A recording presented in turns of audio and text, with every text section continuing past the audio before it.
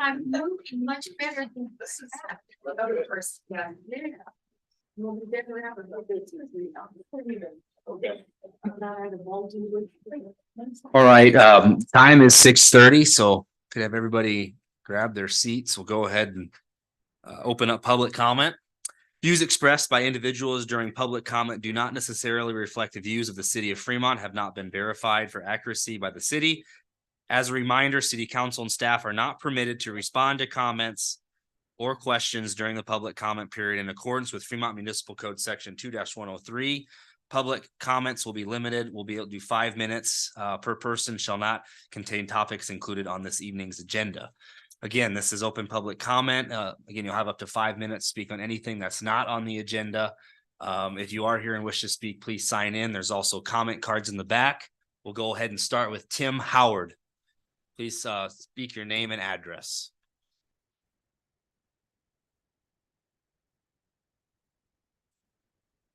My name is Tim Howard and I live at 2665 Park Place Drive here in Fremont. To the council, I've been a Fremont resident for almost 50 years, pretty much all my life, and have never before spoken to this council. However, events over the last year that have transpired inside and outside of this room have led me to the point where, as a citizen of Fremont, I really believe I need to speak up. In the time I have allotted, I intend to make 4 brief points, all of which relate to the actions of our council president, Mark Jensen. Mark's use of profanity towards members of our community while acting in his role as city council president is deplorable, insulting, and absolutely unacceptable. The leaders of this city should be held to a higher standard of conduct than we have seen from our current president. Additionally, Mark has violated meeting rules by raising his voice at individuals in city council meetings and speaking at times he is prohibited from doing so, and even ignoring warnings from our mayor. Equally disturbing to me is that Mark seems to show absolutely no remorse for any of these actions. Rather than offering a humble, heartfelt apology to those he has bullied and insulted, he has instead stiffened his back and thumbed his nose at those who have chosen to call him out for his behavior. It may be mere coincidence, but I also find it troubling that Mark's most violent outbursts have been directed at women in our community. Secondly, it appears to me that a majority of this council have decided to turn a blind eye to this boorish behavior and have adopted a que sera, sera, whatever will be attitude towards these matters. In the September 28th edition of the Fremont Tribune, one of the members of this council defended Mark with the following statement: "Mark is a rebel. Sometimes people just have a hard time expressing themselves. You have to learn to deal with people." Really? Really? This is the kind of reaction we get from this chamber?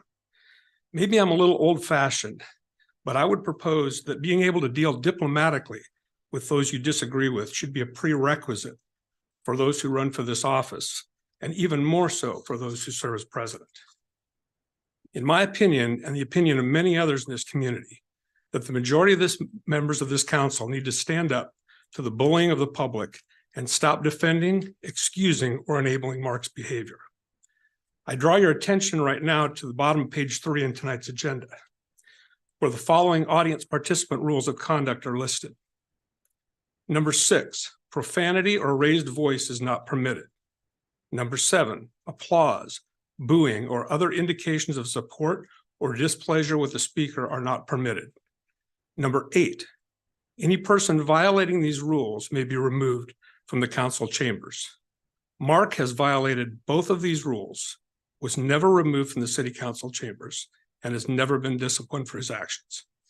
How can this council hold the public to these standards and not enforce them within their own body? You should be ashamed of yourself. I would offer to you that if this council continues to do nothing about these actions by Mark, then you have no right to expect that kind of behavior from the public. It is my opinion that the absolute minimum response that should be taken by this body is to censure Mark for his actions. However, I believe it is a far more appropriate response for the council to remove Mark as president and replace him with someone who has the maturity, self-control, and character required by this position. Third, to those of you on this council who have tried unsuccessfully to rectify this problem, I applaud you. Please continue in your efforts to keep this a transparent, civil, and accountable body. There are many watching you and many that are appreciative of your attempts to do the right things in this regard. Finally, to the city's legal counsel, there's absolutely no reason that the recent complaint against Mark should not be made available to the public. Transparency and accountability in government are an important and critical part of our democracy, and attempting to hide information from the public, failing to make it public, and failing to act upon valid complaints is an insult to the democratic process. Thank you for your time and attention. It is my hope that the council addresses this issue promptly and that this is the one and only time that I feel the need to speak to the city council. Dylan Martinez. I gotta fix this real quick. Looks like the, yeah. Needs to be flipped the other way, otherwise it kind of blocks the camera. No, his paper was there, that's why it was blocked, so you could put it back the way it was. Well, the angle is like right here, so when I'm holding my paper, I can't rest right. Okay, well, I guess you're starting the timer, so perfect. Hello, everyone. Happy Halloween. What's scarier than ghouls and goblins? More devious than devils or demons? It's a wolf in sheep's clothing, and like some meddling kids, I've come to pull off some masks. My name is Dylan Martinez, and I'm back with part 2. I'll be speaking quickly and clearly, so if you miss anything, I invite you to review these recordings later on YouTube. First, I'd like to make a clarification. Last month, I spoke of Debbie Campbell, our current assessor. I made a typographical error while creating my speech. Her name is Debbie Churchill. And while I understand that the assessor is out of your jurisdiction, I'm speaking on the subject because it relates back to ethics in the public sector. Returning back to the topic of nepotism, John Rolfs is a prime example, who at the time was DCHS board president and had given Tamara Reed, the position of DCHS director. Ms. Reed herself admitted in a 3 News Now article in May of 2020 that she had no prior animal experience and that it was through her former colleague at First State Bank, Mr. Rolfs, that she got the job as director. Fast forward today, and Mr. Rolfs returned to work for First State Bank, otherwise known as Riverbank, as Senior Vice President of Lending. While DCHS and Riverbank may be private entities, the DCHS is an entity that we have entered into public agreement with. As such, I think the fallout from the previous director, Ms. Reed, speaks for itself on the importance of why we must be ethically conscientious with whom we enter into agreements with by evaluating how they conduct their business. Pivoting beyond the topic of nepotism, we move to the infamous 2021 Nebraska Public Audit, which appears to be nothing short but textbook embezzlement. Among many questionable discoveries, a single local official or council person marked employee number 1 was making $340,000 a year. $340,000 a year in a town of 27,000 people whose individual median income is less than $30,000. That $340,000 is not a far cry from the $400,000 a year that our own president of the United States earns. Compare that to the responsibilities of a state employed judge who earns $179,000 a year. I firmly believe that employee number 1 and employee number 2 notated in this audit were grossly overpaid for their responsibilities, draining the public of their tax-paying dollars in order to line their own pockets. In addition to these egregious salaries, the illegal under-the-table backroom deals of 6-month severance equal to half their salary includes benefits that we paid these employees for nothing in return, highlights the systemic corruption that exists within the public sector of our city.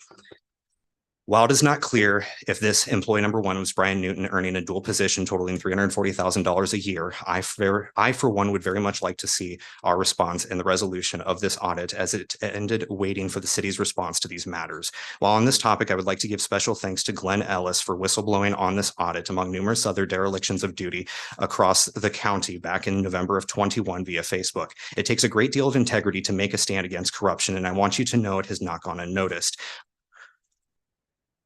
It was that post that you made that inspired me to research more. And like a pebble in the pond, the ripples have led me here to speak before you all today.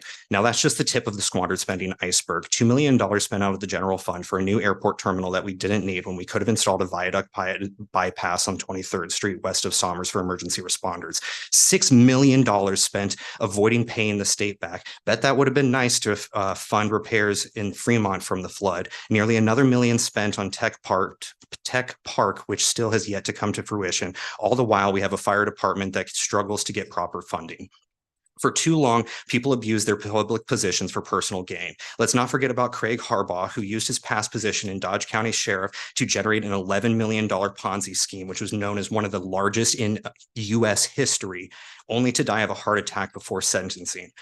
Our previous attorney, Oliver Glass, whose DUIs should have been the first call to action for his removal. Mr. Glass used his position as attorney along with two other people to access police database for personal information in order to stalk his ex-wife and her boyfriend. Then there was the longtime Judge Vampola, who recently resigned before paying the piper for his wrongdoing. Mr. Vampola used his position to abuse the system for his meth-addicted side piece by begging other judges not to pursue warrants for said meth addict. He knew what he was doing was nothing short of unethical and got away scot-free. Among 4 other Nebraskan judges, including a Supreme Court judge, Mr. Vampola got to keep his pension because he resigned suddenly before the charges could be brought to him. New law must be introduced to safeguard against this type of resignation loophole. I put forth a resident call to action. Get informed, get involved. To public servants, do better, be better, hold yourself accountable and each other accountable. Do not be intimidated in the face of corruption. Together, we stand united for the betterment of all society. Thank you very much.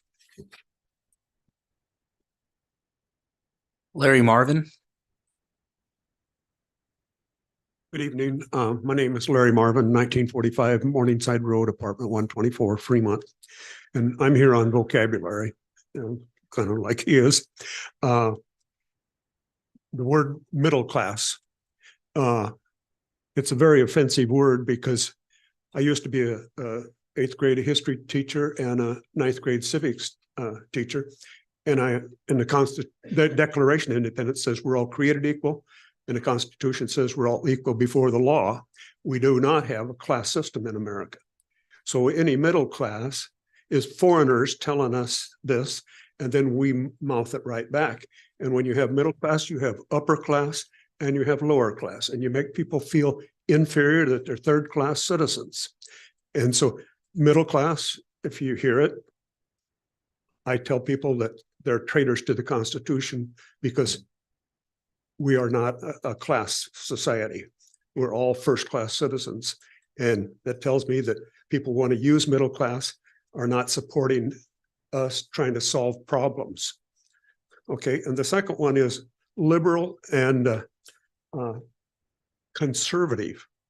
Now, liberal means when America declared our independence and formed our, first it was a confederation, and then we reformed that into the Constitution. But in the olden days, all we had were criminal dictators around the world. They either had queens or kings or pharaohs or czars or Caesars, whatever they put their name on, they were nobles and they were supreme beings, and they had God's authority too, you know. So that's conservative, and they want to keep that power. And America is a liberal nation, and we took the power away from the King George, and we have our Constitution. We have our first Confederation, then our Constitution. So we, all of us Americans, are first-class citizens, and we all have rights, and we're called liberals. Now, sometimes the news media and other people, politicians too, talk about conservatives and liberals. And so we Americans are liberals. This is a liberal compared to the dictatorships of the history. All you have to do is read the history and that. So some people are trying to weasel around, in my opinion, to think that conservative is good and conservative is not. If you want to say you're a tightwad, you're physically responsible, fine, that's English. But a conservative is a political manipulation of the dictionary, and we can look that stuff up in the dictionary. And I have another word that I'm going to address later because it's on the agenda. But thank you very much. For those that just entered, we are in public comment, have about 15 minutes left. Anybody wishing to speak can speak on any item that's not on the agenda for up to 5 minutes. Come here and sign in up front. It's also the comment cards in the back.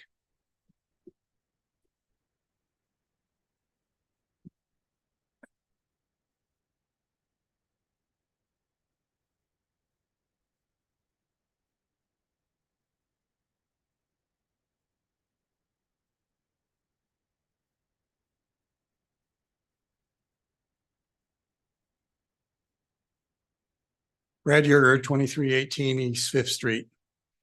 Wanted to speak to you tonight about some issues that are open, at least I believe they're open in my perspective. It's been a year since the mayor signed the South Claremore Railroad project contracts for the land easement changes for the South Claremore Street realignment so paving and stormwater flooding issues could be resolved. This project has yet to come to fruition. Why not? It's been budgeted through 2 budget cycles. Resolution 2023-174 was unanimously passed back in July to address student safety issues involving the middle school and Johnson Crossing Elementary School. It ordered the Director of Public Works to facilitate construction of sidewalks on the north side of Jack Sutton Drive. Under city code, once noticed by the city, the landowner is required to construct sidewalks along the north side of Jack Sutton within 30 days. It's now November. There are still no sidewalks. The landowner has far exceeded the 30 days allowed by city code, and the city has also failed to build and bill the owner for the prescribed sidewalks per code. Why were the sidewalks not constructed? This council took action to facilitate that. Isn't anybody listening to you? The 2024 deadline for the city's use of ARPA funds is rapidly approaching. Which projects were chosen? By whom and when were they approved? And when will the projects be widely and publicly communicated along with knowledge about when they'll be fully completed to the public? Will the city be in compliance with the ARPA timeline? If not, why not? How much unspent ARPA funds is at risk? The state provided the city approximately $980,000 for tech park development. Grant terms require 31 qualified jobs in order for the city to retain the funding received from the state. Have 31 jobs been secured yet? Will they be secured before the grant funds must be returned to the state? If not, why not? Completion of the taxpayer-funded $29 million Beltway project was to bring traffic relief to various parts of the city. However, truck traffic relief to Broad Street residents is on hold, and the Morningside Road traffic issues have yet to be addressed. Lastly, it was publicly reported in the Tribune that the city had received a complaint for a council member's obvious violation of city code regarding open public comment period interaction with the public. It appears that this complaint was easily verifiable from video evidence, yet it appears that this violation of city code and the misconduct may have yet to be acted on by the city prosecutor, or this council. Why not? The Tribune also reported that the complaint itself is being withheld as a result of a public records request.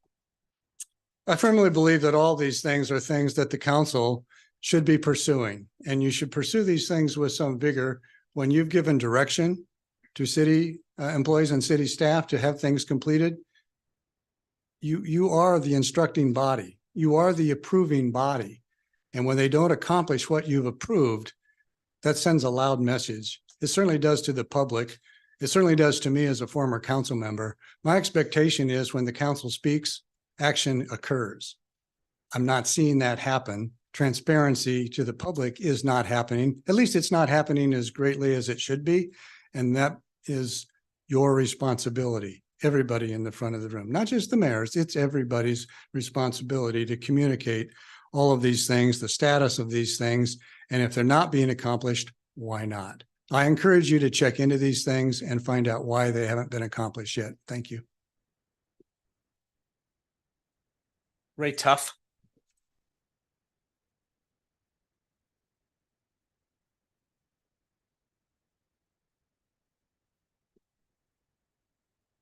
Ray Tuff, 323 West Fifth Street. I know that this may be before some of your guys' time, but there's a couple of you that were on council during the time of July 2018. If y'all remember, there was an elderly woman that was arrested for speaking over her time limit. Originally, chief in his desktop charged her with second-degree trespassing from here of council chambers. Ultimately, her charges were reduced. She ended up getting a violation of city code fine for $25. That hasn't even happened to Mr. Jensen. As far as I'm aware of, there has not been anything filed against him for the way that he has treated and disrespected not only the mayor, you guys, but the whole city of Fremont. Something has got to be done about this man. I mean, over and over, he throws Robert's rules right out the window. He doesn't follow any of that.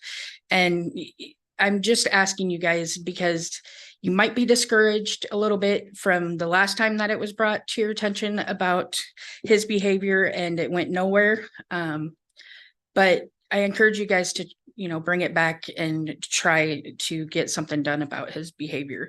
You would never see Von Baron or Ellis or anybody acting in that manner. So we wouldn't expect him to as well. Thank you.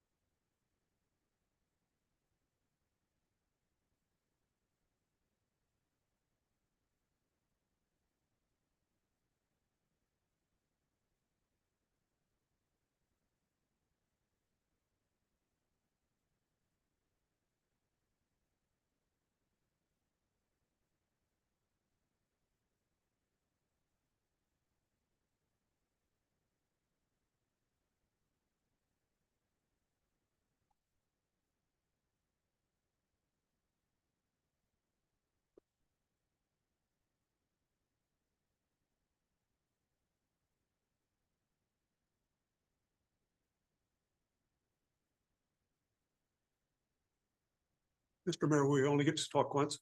Yeah.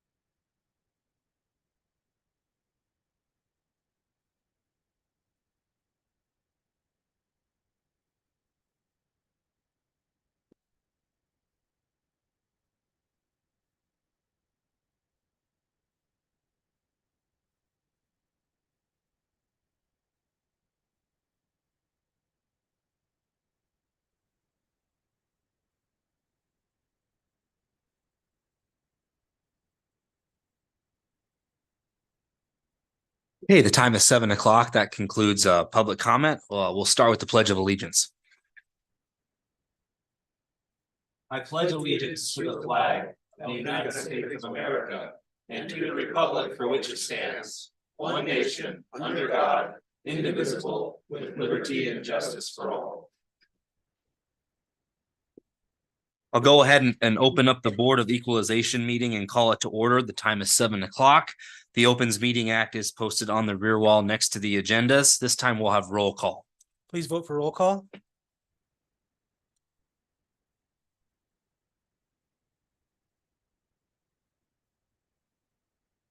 Seven council members are present, Mayor. Item 1 is resolution 2023-253 levying a special tax and assessment in the amount of $146.81 against Green Lawn, third East 55 Lot 5, West 7.5 Lot 6, Block 13. And a lot of other numbers, Tyler. Yeah.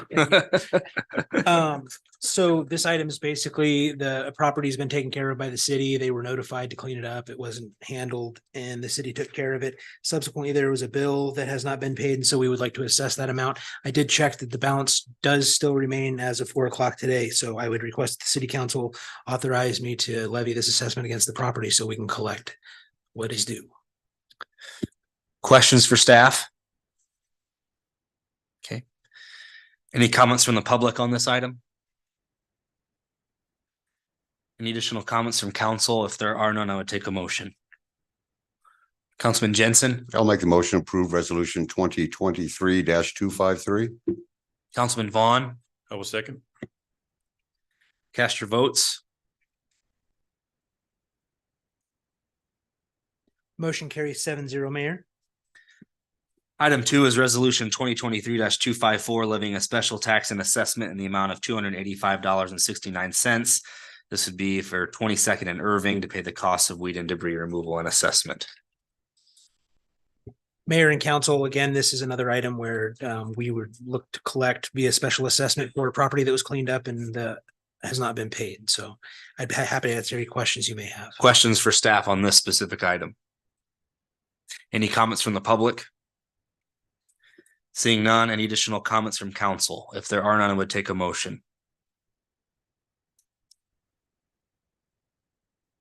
Councilman Vaughn, Motion to approve. Councilman Von Baron, Second. cast your votes.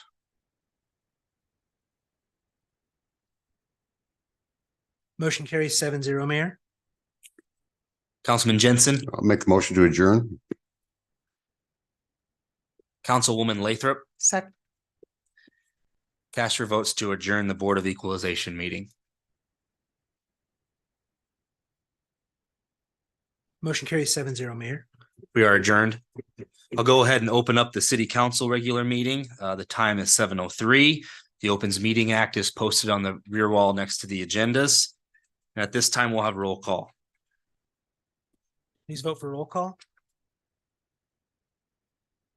7 council members are present, Mayor. Okay. Next is mayor's comments. I'd just like to wish everyone a safe and fun Halloween. I know it's maybe a little colder than we would have hoped, but hope everyone again has a fun Halloween. Please be safe and vigilant out there this evening. And then I would also like to, we have one individual who is celebrating a service award. This is Jeremy Jurgens, 5 years of service. Jeremy started with the DU as a wastewater plant operator 1 in 2018, and he got promoted to wastewater plant operator 2 in 2022. Jeremy's not able to be with us today, but appreciate his 5 years of service with the city of Fremont. That concludes my comments. We'll go on to item 1, which is a motion to adopt the current agenda for the October 31st, 2023 regular meeting. And I just wanted to clarify item 19 in new business. I think the A and the B kind of got left off the agenda. So just to clarify, that item will have 2 votes on both of those resolutions for item 19 for the agenda, just for clarification. Councilwoman Ganem, Move to adopt the current agenda for the October 31st meeting. Councilman Jensen, I'll second. cast your votes. Motion carries 7-0, Mayor. Moving on to appointments is the move to consent to the mayor's reappointment of Frank Clement to the Housing Agency Board to a term ending September 2028. This is a reappointment of Mr. Frank Clement to the Housing Agency Board. Take any questions from the council. If there are none, I take a motion. Councilman Von Baron. Yeah, just one comment. It would be nice for those of us who don't necessarily know these people, basic qualifications or whatever. I have no objection to either one, but it would be nice to have just a short thumbnail of maybe what they've done, their tenure, just some of the basics behind who they are. I appreciate that. What I have done is any reappointments. I haven't asked the individual to do that. Any new appointments, anybody that is new, like Miss Rail, I do ask. So I again encourage, if you have any questions, please reach out to me. I'd be happy to help you understand the individual. But that has been kind of how I've approached it. Any reappointments I have not. If they are new, I do, like I did with Miss Rail in tonight's agenda.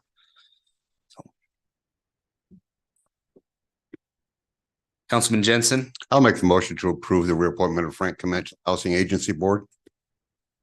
Councilwoman Ganem. Second the motion. Cast your votes. Motion carries 7-0, Mayor.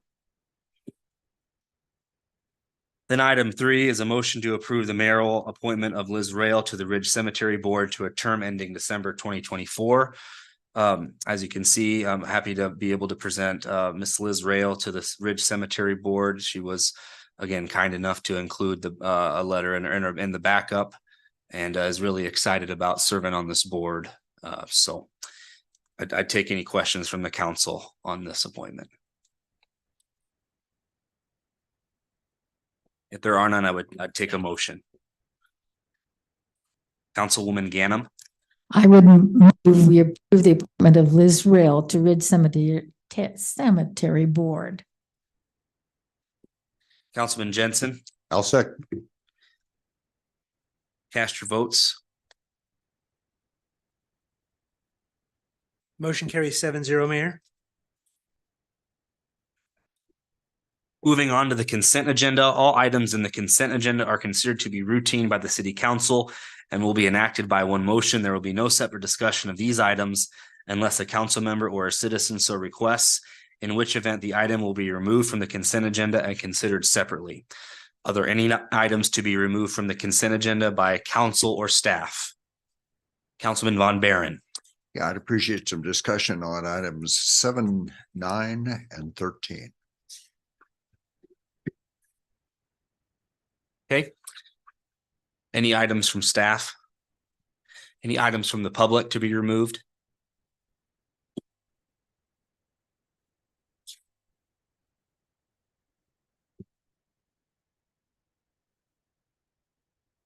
Can we have some discussion on item 6, please?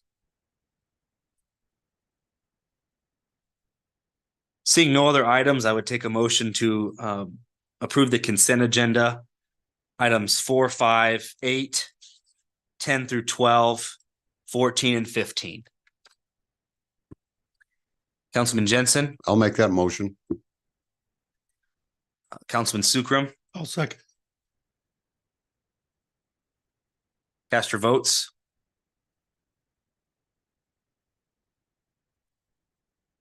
Motion carries 7-0, Mayor.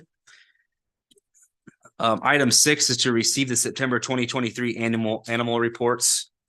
If the constituent wants to come up and ask the question that they have.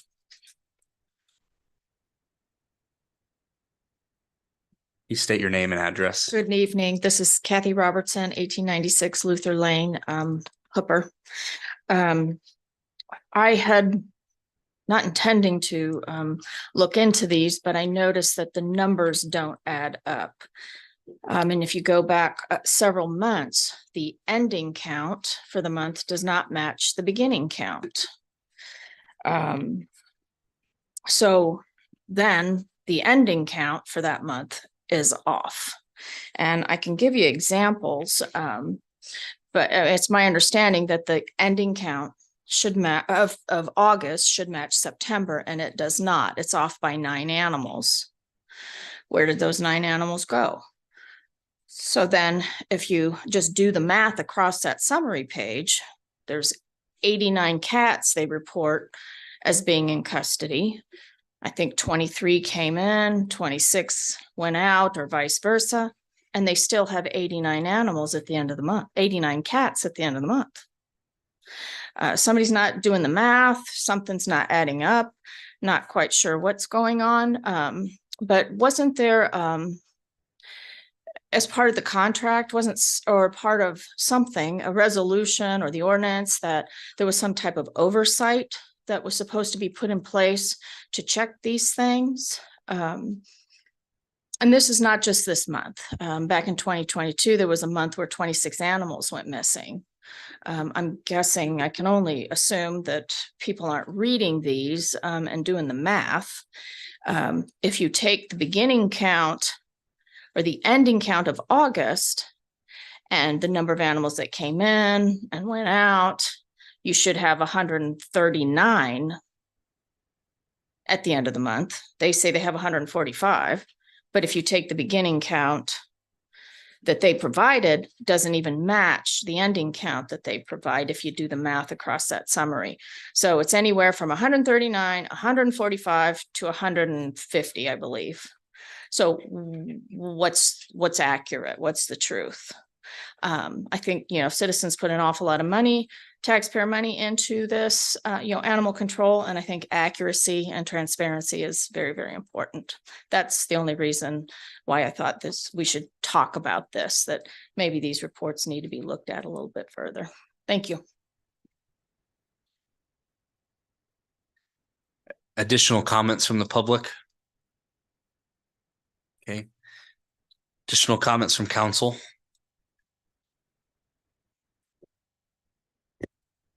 Councilman Vaughn? I think it's a worthy question to be asked. I can only assume that there's some arithmetic that I'm not fully understanding. And I'm not sure that this would prevent us from receiving the report, but I can only ask that upon the next month's receipt that we would have a little bit better explanation, if that's possible.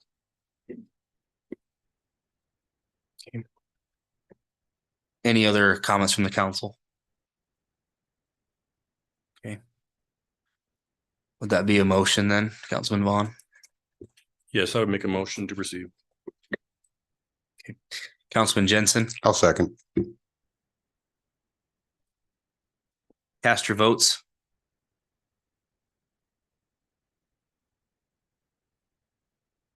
Motion carries 7-0, Mayor. Item 7 is resolution 2023-255, approving a contract amendment with JEO for engineering services related to the 2023 traffic signal improvement project. Good evening, Justin Zetterman, Director of Public Works. So this particular item is related to the 23rd Street study that we provided the report to you a few months back. If you remember, in that report, they found that our equipment's a little more outdated, probably needs a lot more work done than we'd originally expected.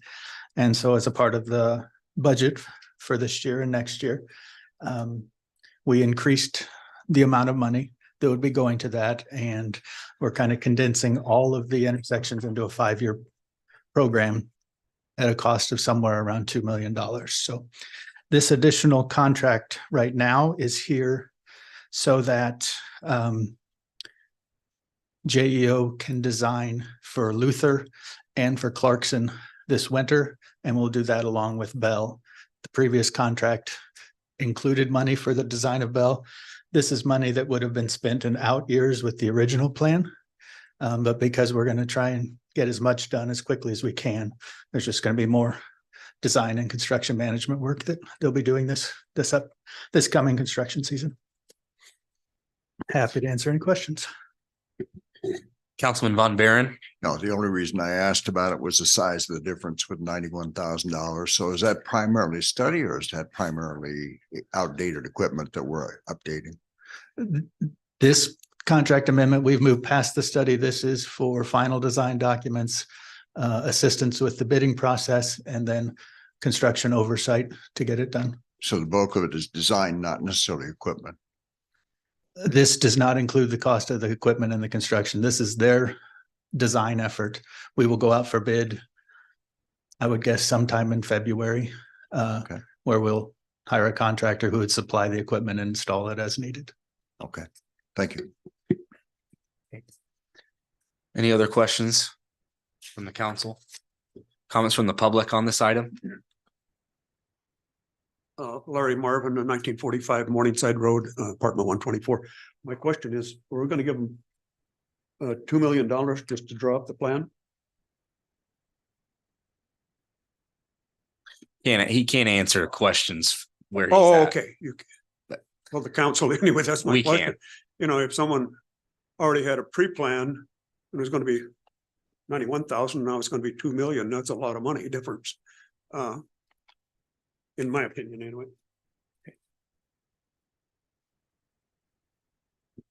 Any other comments from the public?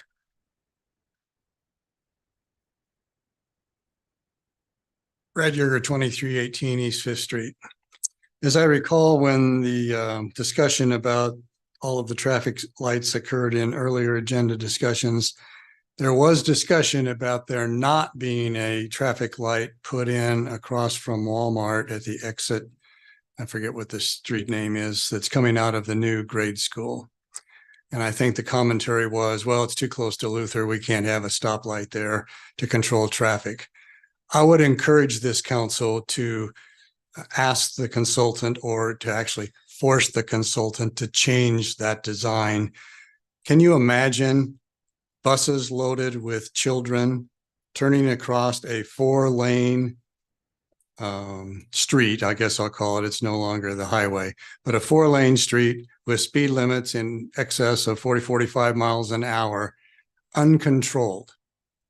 I can't imagine that we would want our bus drivers to put our children at risk without traffic controls. The other thing that's of concern in this design is you're going to be doing Luther Street work.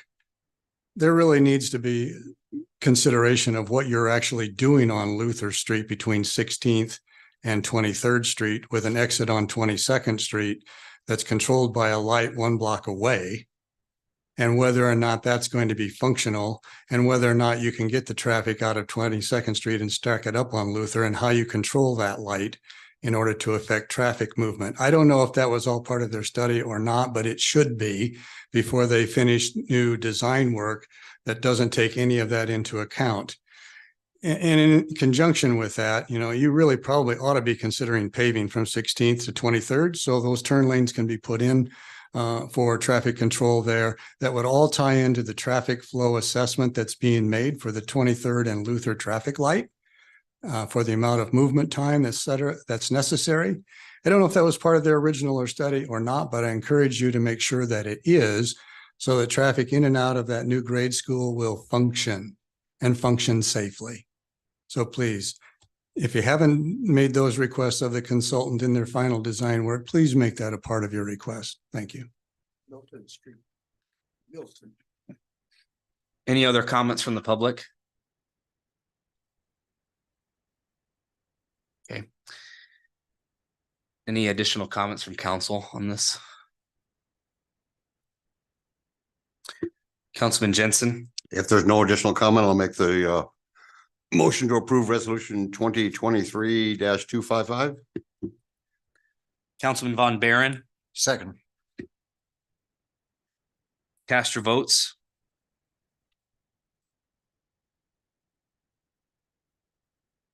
Motion carries 7-0, Mayor. Item 9 is resolution 2023-257, authorizing the Fremont Department of Utility staff to purchase a Ditch Witch HX30A vacuum trailer through Sourcewell from Ditch Witch under Con. Mayor, City Council, Jeff Shanahan, Utility General Manager. This is a new piece of equipment primarily going to be used for the distribution department. Currently, there's all kinds of infrastructure underground. So when we go to set a new pole or something like that, it's very difficult for line crews to use their drilling equipment that's on the truck. So we typically have been using the water department's jet truck to vac these holes open so we can plant poles in there. The jet truck is used all the time in maintaining the sewer system. So we're proposing that we get a jet truck that can be utilized for them, and the power plant uses it for cleaning up equipment when there's spills and that kind of thing. So we went out for bids on this, got a Sourcewell contract price. And this is the one we're recommending. Questions? Councilman Von Baron. I don't this is another one. I don't necessarily have an objection to it. It's just, I think a request in that amount, we're looking at $118,000. And I'm trying to wrap my head around, I know we're going to have conflicts of inflation and lead times and all of those things, but an item, I guess it's probably the size of the request that troubled me. Is this a function of lead time, or was it already budgeted? Or This was a budgeted item. it was previously budgeted? Okay. All right. Yep. Thank you. Any other questions for staff? Comments from the public on this item? Seeing none, take a motion in regards to this item. Councilman Vaughn. Make a motion to approve. Councilman Sukram. I'll second. Cast your votes. Motion carries 7-0, Mayor.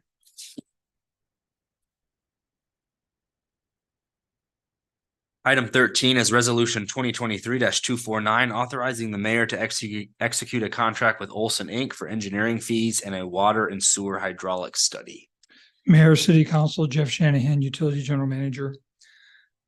This is for, we developed an RFP, request for proposals, and sent it out to engineering firms to help us model the water system and to look at our sanitary sewer system for capacity. What this will allow us to do is look at, as Fremont grows, and we want to add a development, or we want to add something to it. We don't want to just arbitrarily stick a pipe in the ground and say that's good enough, it'll have no impact on the system. So we're going to get a model of our water system. Then we can place in it what the load's going to be and look at how that impacts the rest of the system. So that's the water hydraulic side of it is. And then the other side is the storm or the sanitary sewer portion, just to make sure that we're not overloading any of our sanitary sewer lines anywhere on our system. So we went out for RFPs, and Olson's was the low bid, and we're recommending Olson. Questions? Councilman Von Baron. Yeah, again, the only reason for my comment is just the amount. I mean, if you tally these three up, I don't have any particular objection against any of them. But if you tally these three up, we've got $307,000.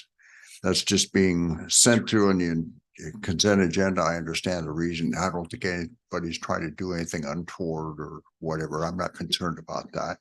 But it's over $300,000 of expenses on the consent agenda. As Mr. Martinez referred to, the auditors reported a number of years ago. I'm just a little paranoid.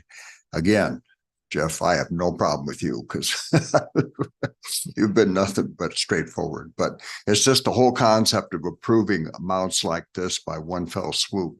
I'm not sure what the answer is, but it's just something that it's certainly not your situation, Jeff. It's something I'd just like to understand better as a council, whether or not we could maybe parse these out a little more cleanly, just so that we're, if nothing else, in the name of transparency. So I think it's a council issue. Thank you. Understood.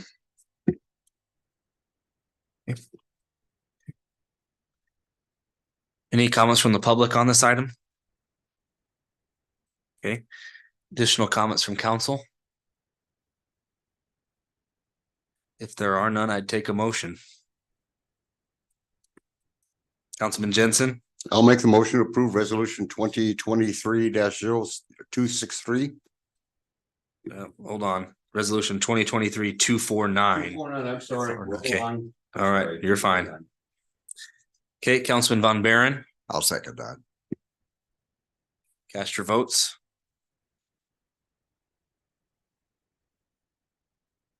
Motion carries 7-0, Mayor. Moving on to unfinished business, item 16, ordinance 5657 to amend sections 11-824 and 11-825 of the Unified Development Code relating to off-premise directional signs and to off-premise commercial electronic messaging signs. This would be for second reading. Good evening, Mayor, members of the City Council, Jennifer Dam, Planning Director. This is a request to allow off-premise electronic messaging signs around the perimeter of the city on the South Bypass, the 275, Highway 275 and 30/275, and then 77 as they go north. If approved, the signs would be allowed only by conditional use permit and only in the underlying zoning districts of general commercial, general industrial, light industrial, Port Authority. And in that corridor, they would be required to be 5,000 feet apart from another electronic sign face in the same direction. There was also a request to consider electronic message signs on the 23rd Street corridor between 275 and Ridge Road, and then also the North Broad Street corridor from 23rd Street north to the interchange. The request that was made by a representative of the sign company was that the sign be 6,000 feet from another off-premise sign. 4 static sign faces and their structures would be required to be removed from within the city limits. The maximum height would be restricted to 35 feet. The size of the sign would be 10.6 by 36 feet. The leading edge of the sign would be a maximum of 40 feet from the front lot line, right-of-way line, and that no existing off-premise signs be allowed west of the existing sign at 23rd and Bell. I would suggest that it seems only fair if we are going to allow any electronic signs on Bell Street on the east end, then an equal distance on the west end would be fair as well. In the packet, there is a map that shows the distances of the different corridors. If you go 6,000 feet to the east of 23rd and Bell Street, where there's an existing ECM sign, it puts you in the vicinity of just a little bit east of 23rd and Luther Street. If you go west, that puts you at about Summer Street or by the cemetery. Summer Street would be the closest with the underlying zoning. The signs would have to be 100 feet away from residential uses. And then there's not enough additional distance to have another electronic sign on 23rd Street. So essentially, it would be limiting it to 2 electronic signs on 23rd Street, where 4 static messages per pole would have to come down. On the Broad Street corridor, it's 8,000 feet long. So realistically, you could only get 1 double-faced electronic sign in that corridor. With that, I guess, kind of broad summary, but I'd be happy to try and answer any questions. Councilman Jensen, Just to make clear, I mean, this is by conditional use, so every single one of these signs would have to come to council and where it was going to go exactly. So this would be. That's correct. We're not taking ourselves out of the loop here by voting for this. It's still by pardon me, by conditional use, every single sign is going to come in front of council. Every one of these signs would have to come to planning commission and city council through the conditional use permit process. That's correct. any other questions for staff? Councilman Vaughn? You had lots of backing information in here, and I thank you for that. The illumination standards, whether it's candle feet, lumens, or what other method you want to measure by, are those comparable to existing electronic signs that are in place today? I would argue they're probably very different. My understanding, and we do have specialists here from the industry who can probably better answer that question. My understanding is that the new electronic message signs for the billboard type signs have pixels that are able to be directed, and they're not as bright as some of the ones that you would see on local businesses here in town. And in fact, they're probably not as highly illuminated as some of the static billboards that you see on different corridors. Thank you. Councilwoman Lathrop. I just wanted to clarify one thing as far as the signs, to the west of 77. Is there any FAA rules or regulations, guidelines that we have to follow? I'm guessing there are as far as. If an area is in the approach zone for the airport, anything above a certain height would have to receive the approval of the FAA. Okay, but nothing as far as, it's just in the flight zone that would be, Yes. okay, thank you. Any other questions? Comments from the public on this item? Larry Marvin, 1945 Morningside Road, apartment 124. I have four things. One is Lady Bird Johnson, back when I had Potter Hardware store out in Long Pine, she was having us no more signs along federal highways, and Highway 20 was our highway. And we had to take down some of the signs out there, and we couldn't put up signs because you're supposed to see the beautiful countryside. And that was under Lady Bird Johnson back in the 60s. So if the federal government put out these these ordinances or federal laws, then are we following them? Because 77 and 275 are federal highways. And if we're going to be putting signage on them, are we following federal law? And I don't know if the attorney's listening to me or not, but that's something that I think about Lady Bird Johnson with beautifying the countryside and not having all these signs, because it did affect our businesses out there in the Sandhills. And then the second thing would be, the other day, a lady came late to water aerobics because a semi-truck jackknifed on one of our cul-de-sacs here on 77 bypass. And so I don't know if the jackknife was because of signage or lack of signage or what it was caused, but that might be something to pay attention to also with this new signage. And then the third thing is offensive word. In my dictionary, the word gringo is an offensive word. Now, we do have a restaurant by the name of Gringo, but this big sign on the newspaper here, I got out my magnifying glass because I'm colorblind and I could read gringo on there.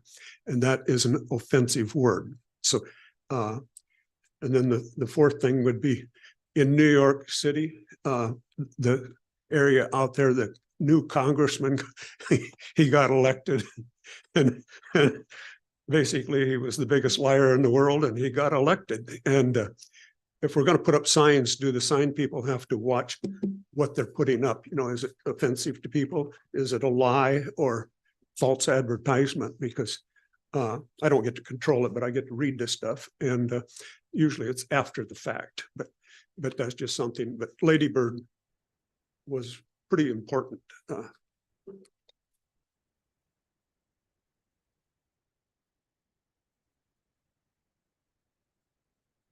Good evening, David Mitchell, 81 West Fifth. I represent Nelson Enterprises, DBA Victor Outdoor Advertising. Just a few things. First, the Lady Bird Act is still alive and well. It applies to all the corridors around Fremont, applies to 77, also applies to Bell Street, because I think that's old 275. That was before my time, but I know it applies on Bell Street. It also applies on 23rd as it comes through town. So they've got us hogtied from every which way. So long story short, these signs that go up have to comply with state law, which also complies with federal law. And just a couple of additional points as far as the lumens are concerned, in addition to what Jennifer said about the directional aspect of the lighting and the fact that they tend to be less bright than your incandescent lights that you see along the interstate system, particularly west of Lincoln, but they can be automatically dimmed. And that's typically what Victor Outdoor does as well. When we get to the night when you don't need them as bright as you do in the daytime, then those are going to come down as well. Hopefully, we're on relatively the same page as far as the corridors around Fremont in terms of the need for the signs and the overall objectives that we've worked on with this legislation for the past couple of years in order to prevent a proliferation of outdoor advertising signs on the outer corridor, while also giving our local businesses an opportunity to advertise and attract businesses to town, in addition to the opportunity to have public service announcements for flood, weather events, other Amber Alerts and whatnot, as well as announcing community service events. So these signs have a definite demand. The cost, they don't get erected unless there's a definite demand for these signs because of the excess cost. And so with that demand will come these signs, and in limited form, one every 5,000 feet at a max on the outer corridor. And that will benefit our community in the end, particularly from the business standpoint. The inner city limits signage was a relatively recent development in our discussions. Initially in our discussions, there weren't going to be any new signs allowed at all within the city limits. But then we got to discussing the Bell Street signs that Victor has, for example, in addition to the competitor to Victor that has signs in other areas of the city that aren't very attractive. The signs that near 16th and Bell Street are just flat out unsightly. They're profitable, but they're not good looking signs. And I know Wealth Partners to the south would love to see those gone, as well as probably Fry's to the north. So we said, if we can come up with an idea of electronic messaging in portions of town where it's primarily commercial, and in the process, we give up four faces so that we beautify the city in those areas where those boards are unsightly, but we provide a means of additional advertising for businesses in the commercial corridors where you expect such signage. That's how we came up with this concept. And Councilman Vaughn's comments last session were taken to heart too, where we sat down further and said, okay, let's make sure for the most part that these signs are going to be out closer to TSC, closer to on North Broad Street. Jennifer had thought about West 23rd. We don't have any concern with that, but primarily we thought as a practical matter from a business perspective, you're probably looking at East 23rd and North Broad, where you might see another ECM sign as part of this inner city type of ordinance that has been developed. The only comments I would have with respect to the proposed red line legislation, there's under, I think, section 2E, there's a reference to where the leading edge of the sign, how close it has to be to the right of way. I think it says no closer than 25 nor farther than 40, which just gives us 15 feet. I think the intent was that we could be anywhere within 40 feet of the right of way, so we can go up to the edge, which is what the state rules allow with respect to outdoor signage, as far as 40 feet away to give us wiggle room in terms of the placement of the sign. The 15 feet seems a little bit narrow, and we could clean that up if council was inclined on the third reading. But otherwise, we're in agreement with the staff report.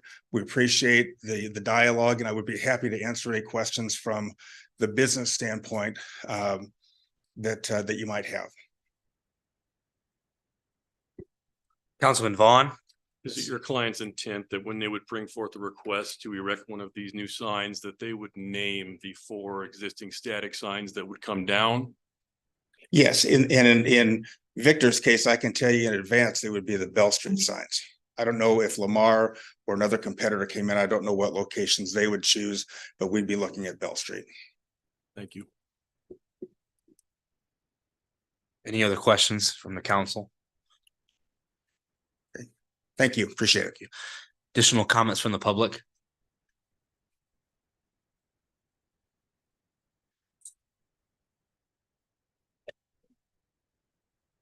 Red Yerger, 2318 East Fifth Street.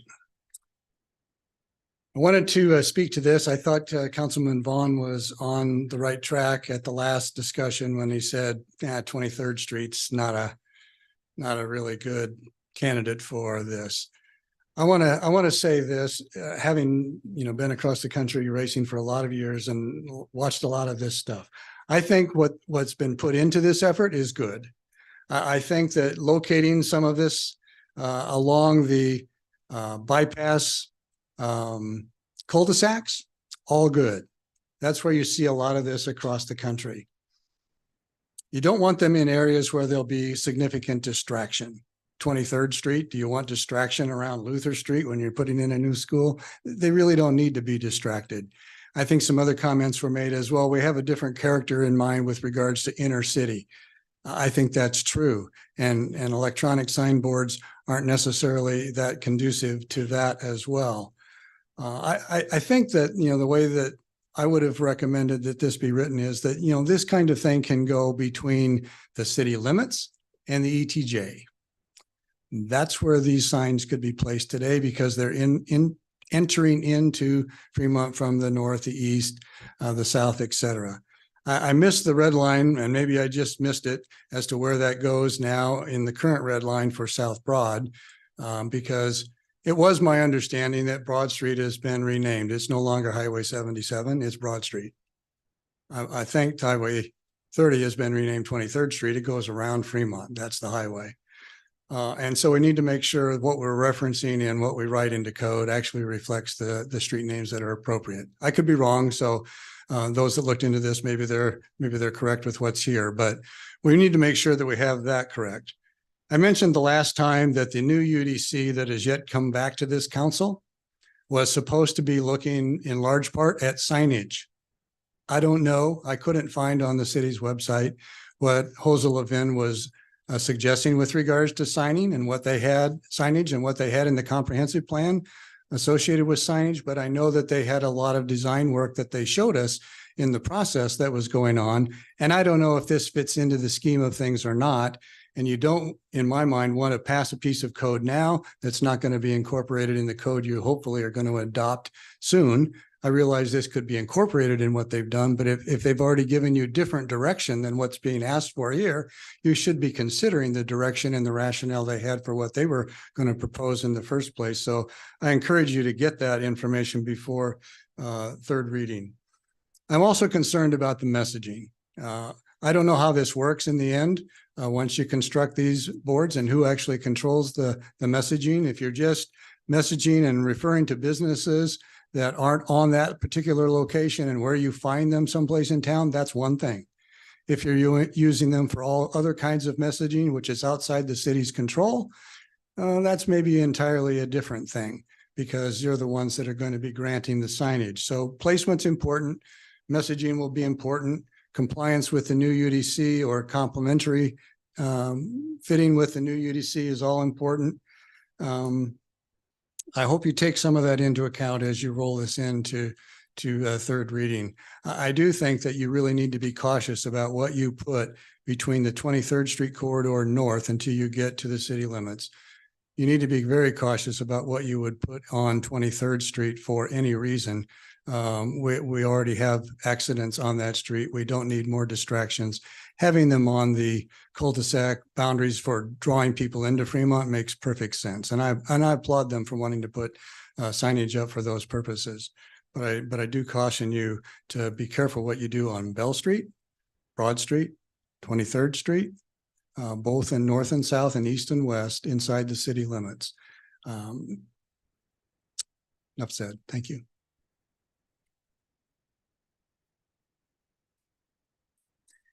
Right. Comments from council.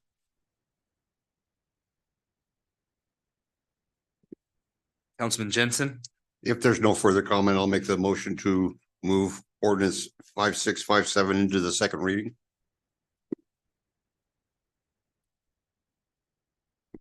Councilman Vaughn. I will second. Cast your votes.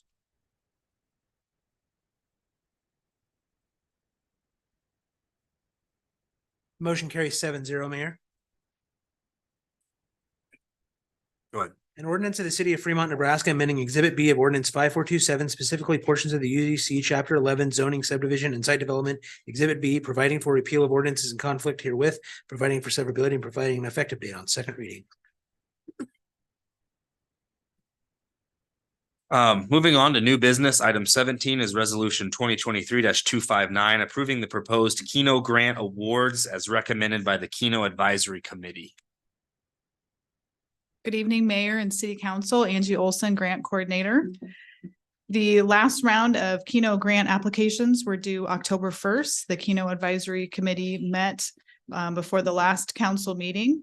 And you have a list on the staff report of the recommended Keno amounts.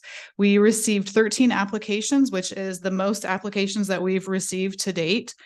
And the total amount of requests is actually just above $62,000. The budgeted amount of Keno funds to award is actually $50,000. So the Keno Advisory Committee had a lot of discussion around how to best allocate the funds, and also if they were to reduce some of the funds, whose do you choose to reduce? How do you decide whose project is a better project than maybe another one? So we went around and around. There was a lot of great discussion. In the end, it was decided that this round, the best option to do would be to award the full requests, the total of all 13 applications that were received, because they were all worthy projects. And then in the future, by probably next spring, before the April round, we'll come back with some new options for the Keno grant funds and other ways to maybe go about awarding these funds and curb this type of situation. But they were all, the Keno Advisory Board felt they were all good, worthy projects, and I'm here to answer any questions you might have. Questions for staff? Councilman Von Baron? I think, and if I am understanding correctly, Angie, these projects are scored by the advisory board. Yes, there is somewhat of a scoring system. A lot of it is based on the discussion portion within the meeting as well. But there is a scoring sheet available. But either way, the advisory board felt like it's hard then, even if you have a 1 through 13 level, who gets the full amount, who gets just 50% of their ask. That became a tough decision. Okay, no, man. Yeah, I'm sure some of these are not clear cut. I guess my only thought was it would be helpful if there's a scoring system, just if it could be included in the packet. It would be very helpful for us to be able to see, not necessarily to second guess or critique, but it would be interesting and helpful, I think, to see why they were scored, what projects were considered, that kind of thing. So this round, so there is a scoring sheet, and that is what the Keno Advisory Board has available to them. This round was all based on discussion, given the number of grant applications that we had. So do we keep minutes or anything on those discussions? No. Okay, it's, yeah. It's just, it's a recommendation to the council. The council is you get to vote and decide how the funds are allocated. So it's really simply a recommendation. And yeah, there are no minutes. The way I understand it, it's not a formal board or committee. It's just an advisory board to the council. Okay. I'm just trying to get my head around this. At some point, it'd be nice to at least understand the rationale. I mean, basically what we're doing is I have no problem with the council. I have no reason to question them, but we're, here, approve these. And it would be nice to have some rationale or background. Sure. That would be appreciated. And that would, I think you have opportunity too, because the Keno Advisory Board is comprised of council members. So I think they'd be open to any questions you might have too. Okay. I'm speaking for them though. It'd be just helpful to have some of that background included in the staff report. Thank you. Councilman Jensen? Yes, that's where I was going to, maybe you'd be helpful to the public, so we know who the Keno Advisory members of council are. I don't know who they are. I know Mark Lakeman used to be, but he's not anymore. Can you enlighten everybody on that, please. Sure. So Dev Sukram, Mayor, and James Vaughn. Councilman Vaughn. I would just add a comment to your question. And it has to do with the scoring sheets, and we did not utilize them this round because we thought these were all worthy projects. And so if we were going to recommend approving them all, there wasn't much sense in having a scoring sheet that kind of outlined the fact that we were wanting to approve them all, from my perspective anyhow. Well, and I will say the scoring sheet was implemented, I believe, about a year and a half ago, when shortly after I came on board. And having been here for a few rounds of these, I'm not sure that it's the most accurate measurement. It's a little bit complicated. So that was something that we had some discussions, including scoring, but also like the number of recurring applicants, capital improvement projects, the capped award amount. So all things that we're going to consider before next spring and come up with maybe some new ideas on how to go about awarding the funds. Again, we really do deliberate on this. I've been a part of these discussions as my time as mayor. I've been a part of Keno Advisory Group where we have more money than we have basically applicants. So I mean, where we can't give out all the money that we have that's supposed to be for community betterment. So this time was unique in the fact that we did have, more money or more applicants than necessarily we have budget, but talking to finance and Keno, that would, again, we'd be able to, at this moment, give the requested amounts to each of the organizations. But going back in the staff report, I think Angie spoke, we're going to reconsider, capital improvement projects and the capped award amount and other things before we come back again, just so that, again, we can find the right balance.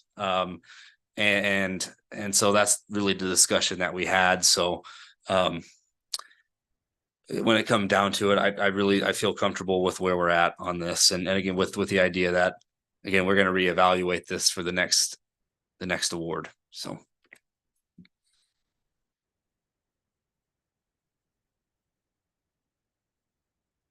Any other questions?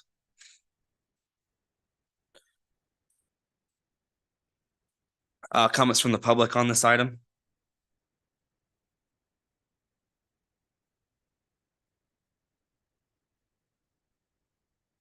I do hate to make one more visit to the podium tonight, but I wanted to make a couple of comments with regards to this. I know that you all are aware that I am a reader of rules and regulations. So I wanted to draw your attention to a couple of things based on the statements that were asked about where's the matrix information that would be helpful to the council. And the discussion was, well, we didn't do it this time. We just had discussion. So I would point you to page 2 of the guidelines of the Keno application process that says they're reviewed and scored. It doesn't say they are reviewed and might be scored. It says they are reviewed and scored.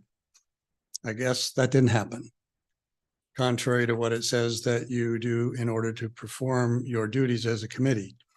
Secondly, after looking at this, I was really intrigued by the fact that this is described in item 2, rule 2, as a mayor's committee. I encourage you to take a look at the Fremont Municipal Code as to what a mayor's committee does. They report to the mayor, period.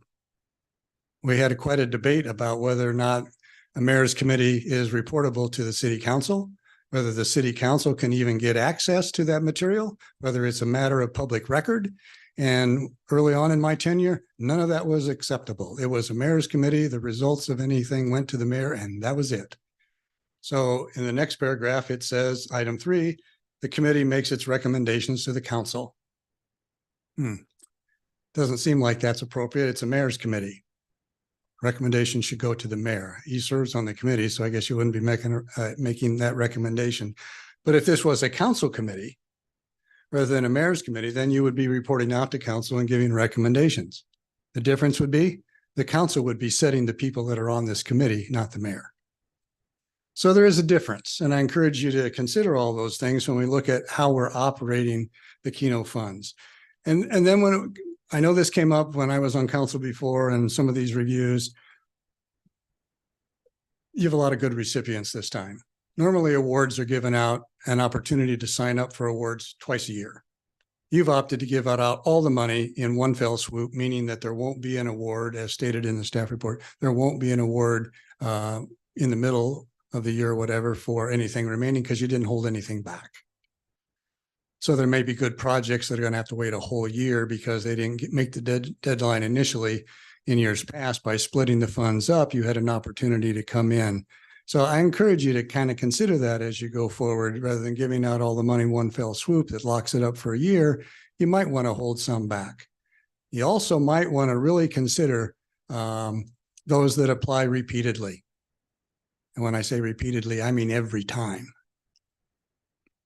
If you're looking for criteria as to how would have I adjusted some of the funds up or down and still giving it all out, you might have looked at, well, when did they get money the last time and how much did they get? I think it would have been an excellent criteria for saying, yeah, that's worth making, we can hold some back and have some for the second round.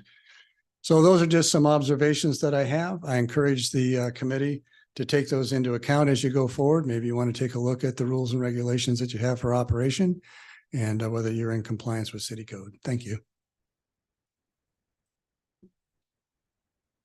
Any other comments from the public on this item? Okay. Additional comments or questions from council? Councilman Jensen? Just to Mr. Yerger's point, I'd like to say to the committee, be careful about limiting people who ask every year. I'll point to Cass Angels. Cass Angels is one that's on here every single year. Cass Angels is always there. If we choose not to fund that because they're always asking for funding, a lot of the things that they are doing are going to fall on the people that are doing the animal control for our city. And it's going to, that was really my only point on this, is that some of the ones that are there all the time, there's a reason that they're all the time.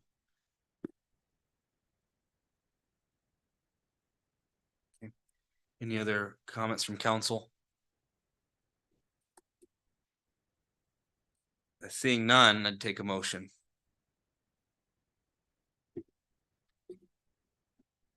Councilman Jensen? I'll make the motion to approve the resolution 2023-259.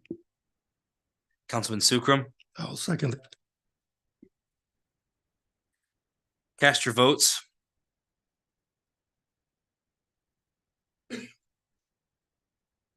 Motion carries 6-1 with one abstention, Mayor. 6-0 with one abstention. Okay, moving on to item 18, resolution 2023-260, approving memorandum of understanding and entered into an agreement with Headwaters Economics to develop concept of expanding Johnson Lake to utilize excess capacity for water detention.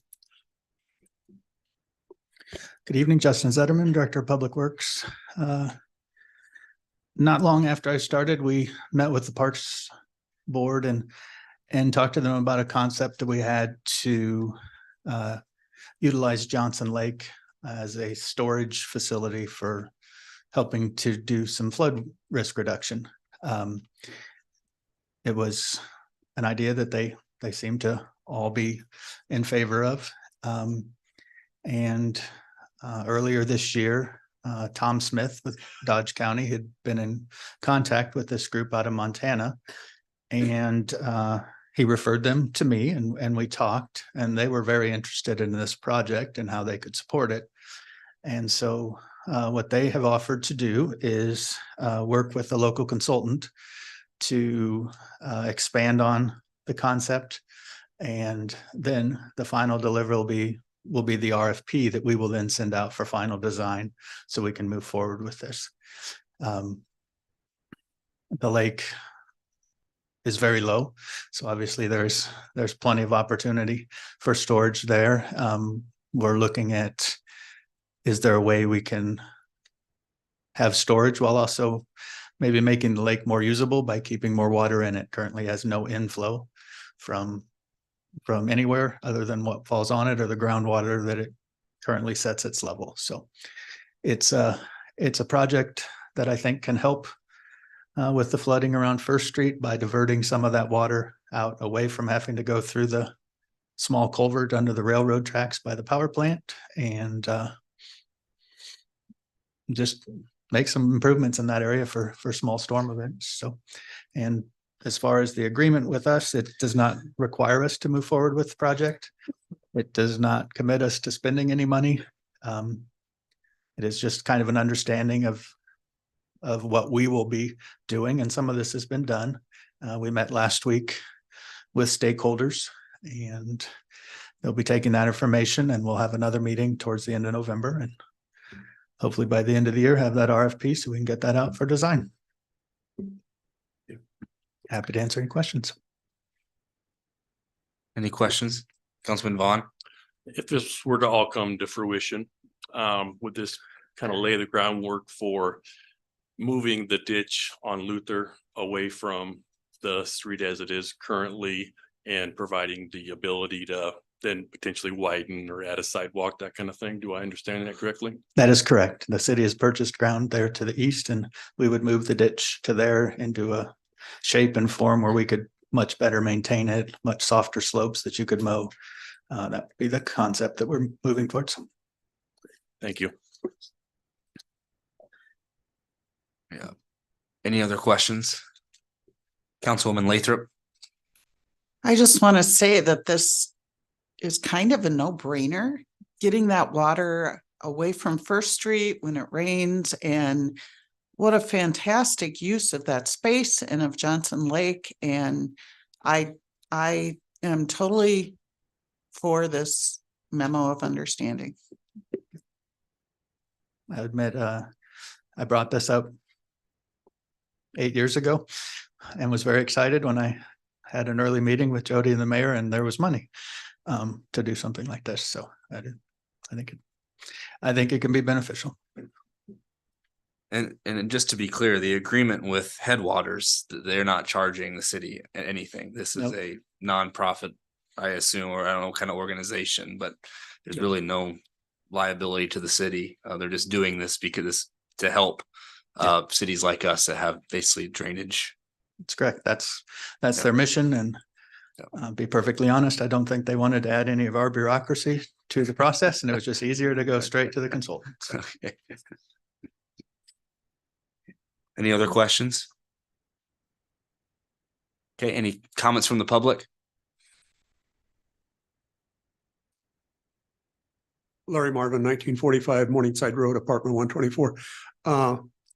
I've noticed ever since I drive down Claremore Street, between about 14th and 16th, there's a great big ditch on the west side, and it's for the round culverts, it's half full of dirt. And I think I went to a Rawhide meeting, they had maps and stuff. And I said, well, if you're talking about off-site storage of water, if we dug that dirt back out of Claremore ditch, that could be more retention, kind of like what we're talking about for heading some over to Johnson Lake. So right here in town, I think we could take some of that dirt out of there and make that retention area too. Any other comments from the public on this item? Okay. Any other comments from council? If none, I would take a motion. Councilman Jensen? I'll make the motion to approve resolution 2023-260. Councilman Sukram? I'll second. Cast your votes. Motion carries 7-0. Okay, item 19 is the authorization to enter into a local public agency program agreement for grant funding of the Fever Rail to Trail project. First is resolution 2023-261, authorizing the mayor to sign the local public agency program agreement with the state of Nebraska Department of Transportation. Good evening, Mayor, City Council, Angie Olson, Grant Coordinator.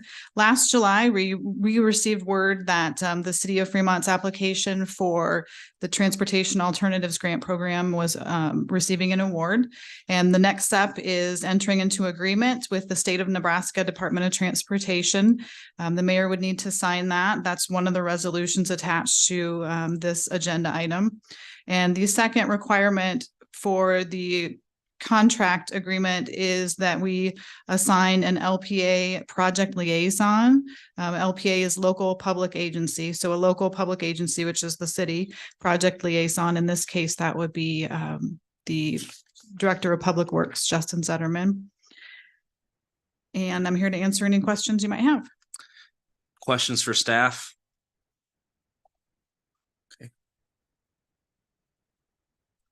Okay, thank you. Any comments from the public on this item?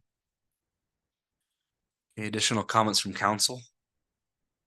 If there are none, I want to take a motion in regards to the first resolution 2023-261. Councilman Jensen. I'll make that motion for approve resolution 2023-261. Councilman Von Baron. I'll second that. Cast your votes.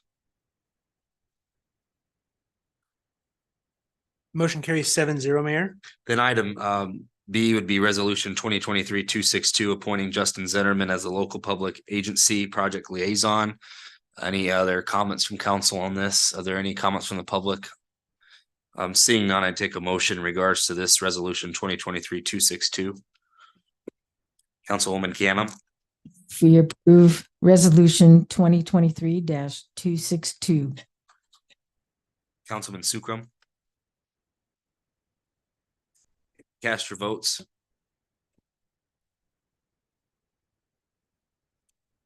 Motion carries 7-0, Mayor. Item 20 is resolution 2023-265, authorizing the mayor to sign the memorandum of understanding with the IAFF union.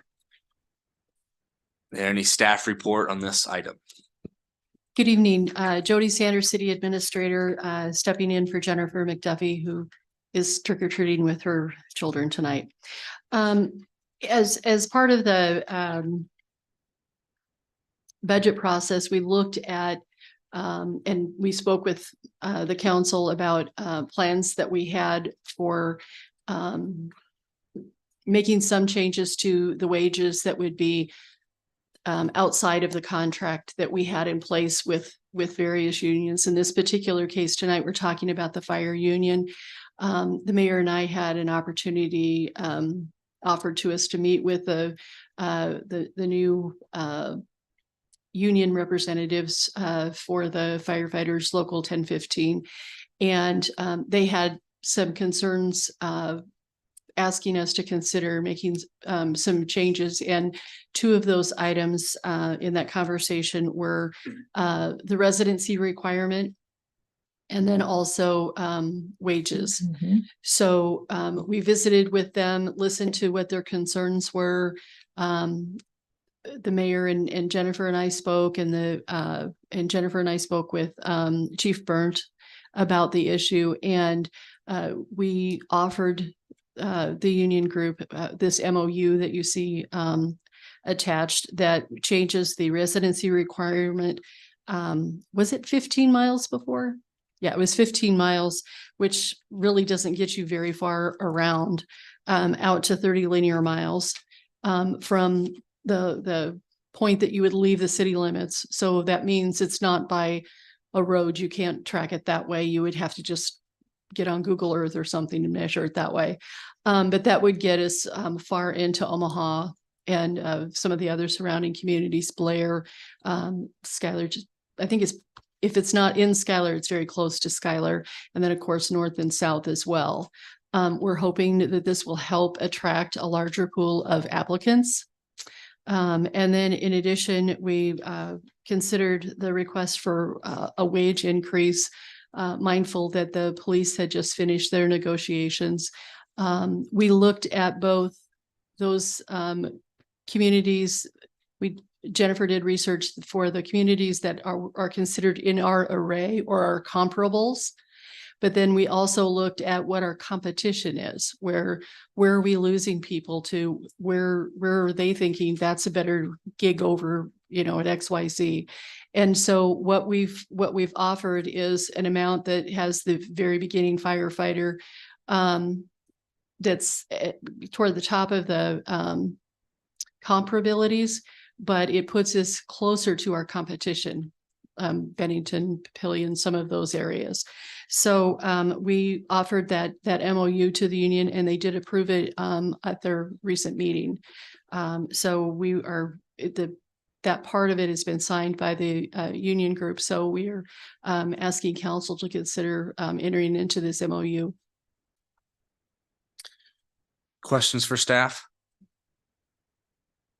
Okay. Any comments from the public on this? Yes, Larry Marvin. I'm for the money, but what I have is mandated reporting. And do we have a issue with all of our employees that they are mandated reporters? If we have an issue like Mr. Martinez is bringing up, we have all these problems in different departments in city and county and state, probably federal too. But do we have anything in there that says they are mandated reporters to report malbehavior? Because if we had a policeman that was allegedly molesting his stepdaughter, and I asked people, I says, who did she tell here in Fremont? And nobody knows. And if she's being assaulted, our police department should know that, and they should be mandated reporters to take care of that problem immediately and not have the state patrol have to do it. We should take care of it right here. And that's what I want, is mandated reporting by all employees. Any other comments from the public? Any additional comments from council? Take a motion.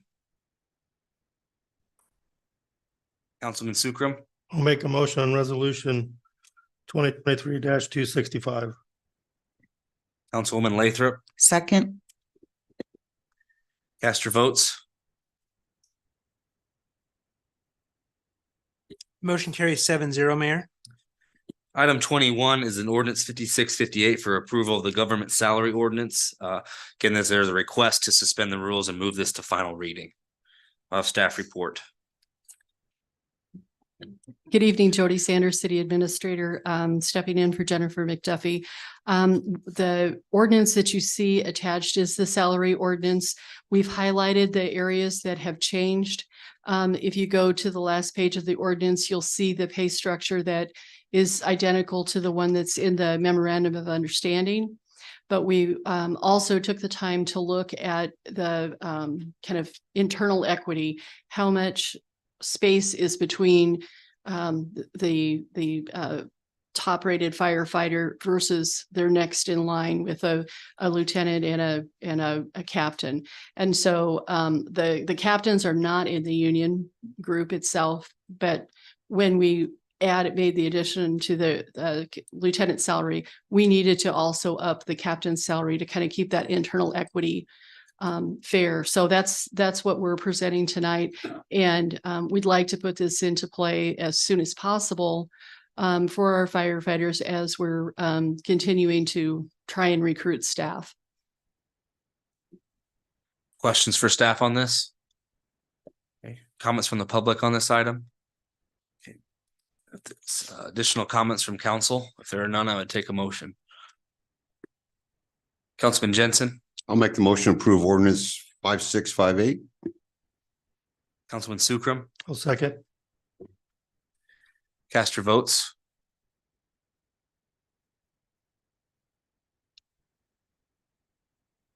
Motion carries 7-0, Mayor. Now have first reading. An ordinance of the city of Fremont, Nebraska pertaining to pay plan for officers and employees repealing ordinance number 5652 and all other ordinances and parts of ordinances in conflict herewith, providing for publication in pamphlet form and providing an effective date on first reading. Councilman Jensen. I'll make the motion to suspend the rules and move ordinance 5658 to the third and final reading. Councilwoman Lathrop. Second. Cast your votes.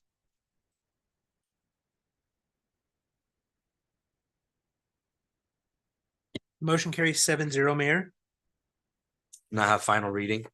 An ordinance of the city of Fremont, Nebraska pertaining to pay plan for officers and employees repealing ordinance number 5652 and all of their ordinances and parts of ordinances in conflict herewith, providing for publication in pamphlet form and providing an effective date on final reading. Cast your final vote.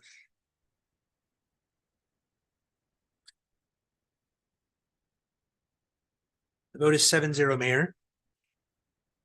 Take a motion to adjourn, Councilman Jensen. Makes a motion to adjourn. Councilman Vaughn, I will second. cast your votes.